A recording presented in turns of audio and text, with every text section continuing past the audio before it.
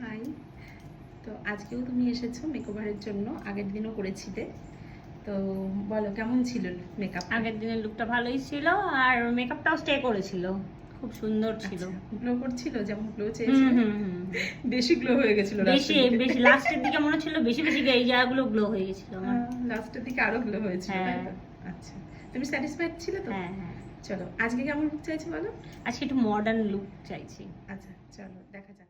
এটা তোমার final look, তো কেমন লাগলো বলো? এটা আমার খুব ভালো লেগেছে, আর স্পেশালি হচ্ছে আমার এত লম্বা একটা চুল, সেখানে কার্লস করাটা খুব চাপের ছিল। এটা কিন্তু পুরো ওর হেয়ারে করা হয়েছে, আমি দেখিয়ে দিচ্ছি পিছনটা।